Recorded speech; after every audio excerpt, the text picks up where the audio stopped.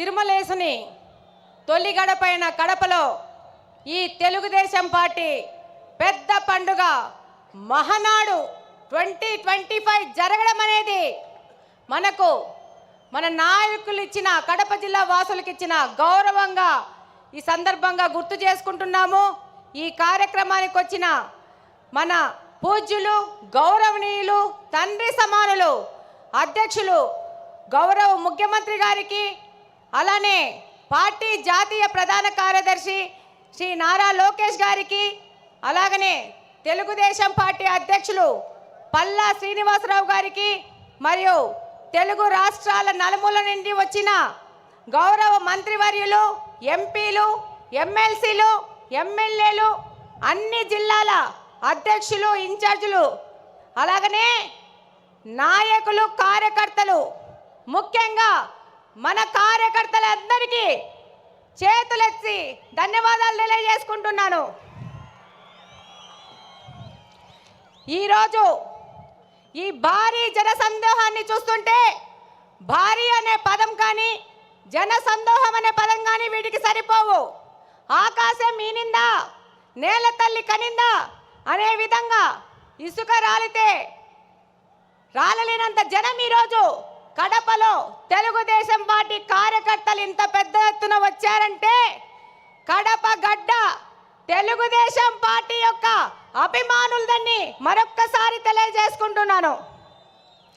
ఈరోజు ఈ కార్యక్రమం, ఈ మహానాడు కార్యక్రమం ఇంత విజయవంతం అవడానికి కారణమైన మన Mahanadu coordination team, food committee కానీ, డెకరేషన్ టీం కానీ, అరేంజ్మెంట్స్ టీం కానీ, ప్రతి ఒక్కరికి, అలాగనే అధ్యక్షులు శ్రీనివాస్ రెడ్డి గారు కానీ, మంత్రి సవిత గారు కానీ, అలాగనే ఈ కార్యక్రమానికి వచ్చిన అబ్జర్వర్స్ కానీ, మా జిల్లా ఎమ్మెల్యేలు, ఎమ్మెల్సీలు, ఇన్ఛార్జీలకు అందరికీ ధన్యవాదాలు తెలియజేసుకుంటున్నాను.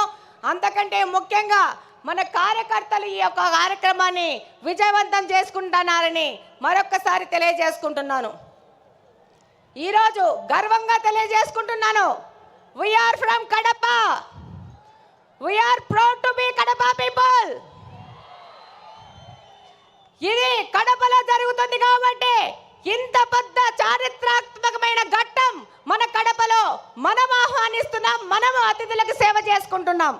ఈరోజు ప్రతి ఒక్కరికి ఈ కార్యక్రమంలో అరేంజ్మెంట్ చేసి శబాస్ అనిపించుకున్నామంటే అది కడప జిల్లాలో ఉన్న తెలుగుదేశం పార్టీ అంటే.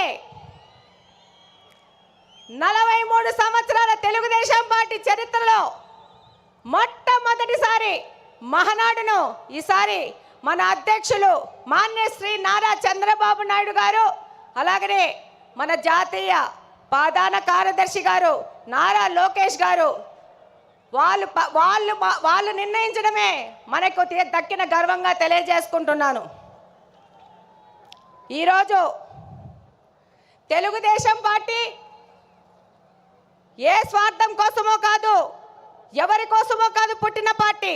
తెలుగుదేశం పార్టీ అనేది తెలుగువాడి ఆత్మగౌరవ వేడి సెకన్ నుండి నాటి ఢిల్లీ పాలకులకు తెలియజేయడం కోసం పుట్టిన పార్టీ. తెలుగుదేశం పార్టీ అంటే బలుగు బలహీన వర్గాల అభ్యున్నతికి, రాజకీయ ఆర్థిక స్వాతంత్రం కోసం పుట్టిన పార్టీ. తెలుగుదేశం పార్టీ సమర్థవంతమైన నాయకత్వం మరియు క్రమశిక్షణ కలిగిన, నిబద్ధత కలిగిన కార్యకర్తలే వెన్నెముక. ఏ రంగంలో కానీ తక్కువ కానీ తెలుగువాడి ఆత్మ గౌరవ ప్రతీక మన తెలుగుదేశం పార్టీ. తెల్లవాడి నుంచి మనకు స్వాతంత్రం తేవడానికి గాంధీ మహాత్ముడు పుడితే తెలుగువారి ఆత్మ గౌరవాన్ని కోసం పుట్టిన వారు విశ్వవిఖ్యాత నట సార్వభౌమ స్వర్గీయ అన్న ఎన్టీఆర్ గారు. రాష్ట్రంలో మొట్టమొదటిసారి వృద్ధాప్య వికలాంగుల పెన్షన్లు ఇచ్చిన, వితంతు పింఛన్లు ఇచ్చిన దీనబాంధవుడు మన అన్న ఎన్టీఆర్ గారు అయితే అదే పింఛన్లు ఈరోజు 4,000 నుంచి 15,000 వరకు పెంచిన ఘనత మన ముఖ్యమంత్రి శ్రీ నారా చంద్రబాబు నాయుడు గారిది. ఈ దేశంలో ఆడపిల్లలకి ఆస్తిలో హక్కు కల్పిస్తే ఎన్టీఆర్ గారు మహిళా సాధికారత మరియు వారి ఆర్థిక స్వాతంత్రానికై కృషి చేస్తున్నారు. మన నాయకులు శ్రీ నారా చంద్రబాబు నాయుడు గారు. రాయలసీమ ప్రయోజనాల కోసం అన్న ఎన్టీఆర్ గారు తెలుగు గంగ ప్రాజెక్ట్ నిర్మిస్తే మన Nara Chandrababu Naidu garu SRBC, HNS, GNSS, KC canal modernisation చేసి వాటి సాగునీటి తాగునీటి ప్రాజెక్టులను ప్రారంభించి లక్షలాది మంది రాయలసీమ ప్రజల దాహార్తిని తీరుస్తున్నారు. మన ప్రియతమ నాయకుడు నారా చంద్రబాబు నాయుడు గారు ఎన్టీఆర్ ఆశయాలను, ఆదర్శాలను, సిద్ధాంతాలను ముందుకు తీసుకెళ్తూనే పరిపాలనలో, సంక్షేమంలో కానీ, అభివృద్ధిలో కానీ ఆయన తీసుకొచ్చినన్న సంస్కరణలు ఈ దేశంలో మరెవ్వరూ తీసుకురాలేదనడానికి సందేహమే లేదు. చంద్రబాబు నాయుడు గారంటే క్రమశిక్షణ, పట్టుదల, అంకుటిత దీక్ష, నేర్పు, ఓర్పు కలిగిన నాయకుడిగా ప్రపంచ దేశాలు అవసరాలను, సంక్షోభాలను అవకాశాలుగా మార్చి విజనరీ లీడర్గా ప్రపంచమంతా ఈరోజు కీర్తిస్తున్నది. అందుకే రాష్ట్ర అభివృద్ధి అనగానే ఎవరి పేరు గుర్తొస్తుంది? నారా చంద్రబాబు నాయుడు గారి పేరు గుర్తొస్తుంది. మనకి నదులు, వాటిపైన కట్టలు, ఆనకట్టలు కనబడితే మన నాయకుడికి నదుల అనుసంధానం గుర్తుకొస్తుంది. దాని కార్యరూపమే పట్టిసీమ ఎత్తిపోతల పథకం. పోలవరాన్ని పూర్తి చేసి కృష్ణా జలాలను బనకచెల్ల రిజర్వాయర్ వరకు తీసుకొస్తే రాయలసీమ అభివృద్ధిని ఆపే శక్తి ఎవ్వరికీ లేదని ఈ సందర్భంగా తెలియజేసుకుంటున్నాను. ఆయన యొక్క ఆలోచనల ప్రతిరూపమే ఈరోజు ఐటీ రెవల్యూషన్స్ను, సాఫ్ట్వేర్ రంగానికి 194 దేశాలలో మన తెలుగువారు ఈరోజు వెళ్ళి ఆర్థికంగా అభివృద్ధి చెందుతున్నారంటే అది మన నాయకుడు నారా చంద్రబాబు నాయుడు గారి యొక్క ఘనతనే. రాయలసీమ లాంటి కరువు ప్రాంతంలో సాఫ్ట్వేర్ ఐటీ రంగాలను తీసుకొచ్చి ఎంతోమంది రైతుల పిల్లలు ఇంజనీర్లై ప్రపంచ దేశాలకు వెళ్ళి ఇక్కడ ఫ్యాక్షనిజము ముగిసిపోయిందంటే దానికి కారణం మన నారా చంద్రబాబు నాయుడు గారు. ఈరోజు హైదరాబాద్లో ఈరోజు హైదరాబాద్ అంటే నారా చంద్రబాబు నాయుడు గారే గుర్తొస్తారు. అలాగనే ఈరోజు మనకు కడపలో ఇంత పెద్ద అవకాశాన్ని ఇచ్చి ఒక మహిళను నాకు అవకాశం ఇచ్చి ఇక్కడ ఎమ్మెల్యేగా పోటీ చేయించారు. దానికంతకు ముఖ్య కారణం శ్రీ నారా చంద్రబాబు నాయుడు గారు, నారా లోకేష్ గారు. ఈరోజు మన నారా లోకేష్ గారు 1 కోటి మంది సభ్యత్వాలను చేసుకొని వాళ్ళకు ఇన్సూరెన్స్ అని ఏదైనా ప్రమాదం జరిగితే 5 లక్షల బీమా వాళ్ళకు వచ్చే విధంగా చేశారంటే భారతదేశంలోని ఏ పార్టీ కూడా ఈ విధమైన కార్యక్రమం చేయలేదు. అది తెలుగుదేశం పార్టీ వంతైంది. ఈరోజు తెలుగుదేశం పార్టీ తరఫున నన్ను నిలబెడితే ఏం మాట్లాడినారు?